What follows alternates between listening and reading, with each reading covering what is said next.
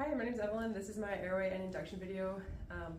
So first thing I'm going to do is I'm going to walk in and assess my machine, make sure that it's ready to go, make sure it's hooked up to power. I'll make sure I have an extra ambu bag in the back. I'll check my tank PSI, so my nitrous oxygen it should be above 745, my oxygen should be above 1000, and then my piped pressure should be 50. And then I just need to double check my volatile gases, that they're completely full, the cap is screwed all the way on. I can check my interlock system, and then I'll do a low pressure system leak test. That will pass. And then after that, I can turn on the machine, and I just want to make sure that my flow meters are working correctly, my link 25 is working correctly. I want to make sure my O2 calibrator is calibrated, my O2 analyzer is calibrated. I want to check my scavenger system and my CO2 absorber, and then I want to do a high pressure system leak check. So I'll close my APL valve all the way, and then I'll O2 flush until it reaches 30 centimeters of water, and then it should hold for 10 seconds, and that tells me that it passed. So after the test, I can just make sure that I can bag the patient and the ventilation works like it should. And once those things have passed, then my machine has been passed off. So for my room setup, we're doing an elective robotic assisted laparoscopic prostatectomy on a 40-year-old male who's 75 kilograms. He's an ASA1 and he has BMI 24. So there's nothing that's like jumping out at me immediately. So some common IV drugs that I'll prep are midazolam. For pre-op, I'll just give 2 milligrams. Then my fentanyl, I'll give 50 to 100 micrograms per kilogram. So him, I'll give 100 micrograms. And then lidocaine, 1 to 1.5 milligrams per kilogram to blunt the sympathetic surge. And I'll give 75 milligrams. And then propofol, 1 to 2 milligrams per kilogram. And for him, I'll give 120 milligrams. And rocuronium, 0.6 to 1.2 milligrams per kilogram for around 50 milligrams. And then SIVO for maintenance, I'll probably use around 4 since I'm using propofol for induction, but I'll start with 4% and then taper down to 2%. And then my Zofran is 4 to 8 milligrams, and we'll just start 4 milligrams for after the case. So my emergent drugs that I'm going to need is atropine, and that is 0.4 to 0.6 milligrams, succinylcholine, 1 to 1.5 milligrams per kilogram, and then my epinephrine, 1 microgram per kilogram, and then phenylephrine and ephedrine I'm going to need just because we're going to be going Trendelenburg, and so blood pressure might be wonky. So my phenylephrine is going to be 0.5 to 2 micrograms per kilogram, and I'm just going to do 50 microgram boluses along the way as I need them. And then ephedrine is 5 to 10 milligrams, and you can max it for 25 milligrams, but I'm just going to do 5 milligram boluses as needed. And then that will kind of wrap up my drugs that I'll have prepped and ready. I'll have a couple blades for intubation, so I'll have a MAC 3 or 4 for an adult, and I can also have a Miller 2 or 3 for easier airways, and I'll probably use a Miller on him. And then I'll have a glide scope just in case, and an LMA and some oral airways just in case. And then my tube size for my ET tubes, since he's a man, I'm just gonna guess around 8.0 is what we're gonna start with, but I'll have a half size up and half size down.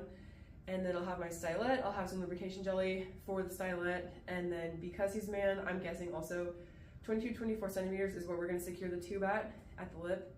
And then for this procedure, I just wanna make sure I have A-crate foams, I wanna have pink pad, the belt. I wanna make sure that I have an OJ tube for this, because he's gonna be going Trendelenburg just in case.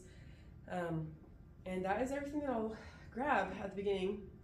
So now I can go back and pre-op my patient. So I'll go meet him in pre-op, I'll introduce myself, I'll go over a medical history with him, his medications that he's taking, if he's had any MH history, if he has any allergies, his NPO status, if he had breakfast. I just want to make sure that he's had some routine labs done for this case, like a CBC, a BMP, a PTINR. Since we're doing a prostatectomy, I want to get a prostate-specific antigen just to double check for the case. And then urinalysis, I can get a blood type and screen also just in case, and an EKG. And if he's had any other routine like labs that he's independently gotten, then I'll review those with him too and just like look at that. And then I'll do a physical assessment. So I'll listen to his heart and lungs, I'll do a Mullen potty, I'll assess airway, I'll make sure he can move his neck around, I'll kind of talk about the case also with him and say, since he's going to be flipped kind of tipped backward on his head, he might have some swelling. So we're gonna go over all of that. I just want to make sure he has any questions and he knows what's going on, and then we can sign a consent, and then I'll give my midazolam at that point, and then I'll wheel him back. So now for my induction, while he's in the OR, we will scoot him over to the bed. We're gonna put all the monitors on, so the pulse ox, the blood pressure cuff, the EKG stickers on, and a warm blanket, and then I'll just tell him to start taking some deep breaths through this mask. I'll make sure I have a CE seal, and I'll make sure I can mask him well. He doesn't have a beard. We're not having any issues. So I'll tell him to breathe deeply, and this will just be pre-oxygenating him and denitrogenating him on 100% oxygen. So he'll have around 6 to 8 liters per minute going for a total of 3 to 5 minutes. And so once that's going down and he's breathing for a while, I'll just like scan my monitors, make sure everything is looking good and all my vent settings are correct and everything's like ready to go. So once 3 to 5 minutes have passed, I just want to do my induction.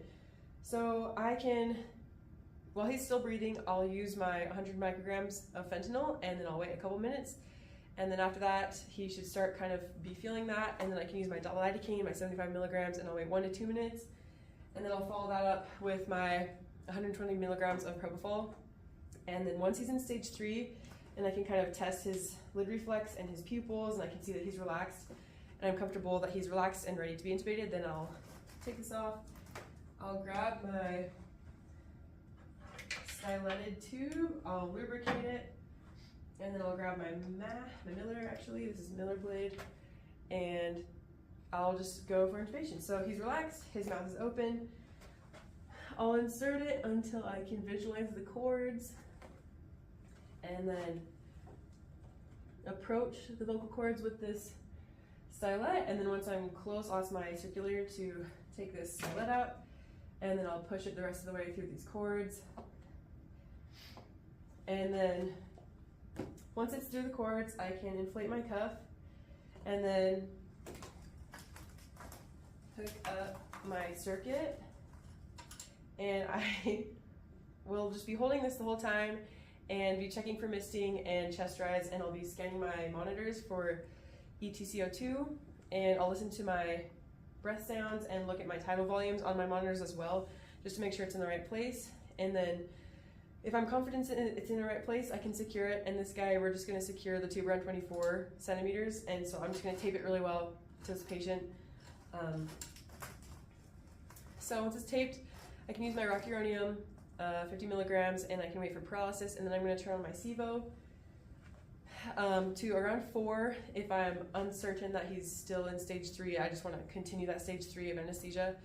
So once that's done, I'll turn down my oxygen to 2 liters per minute minimum because we're using SIVO, and then now I can just assess for loss of consciousness and then tape his eyes, make sure they're protected, and double check my monitor and my ventilators, make sure everything's working.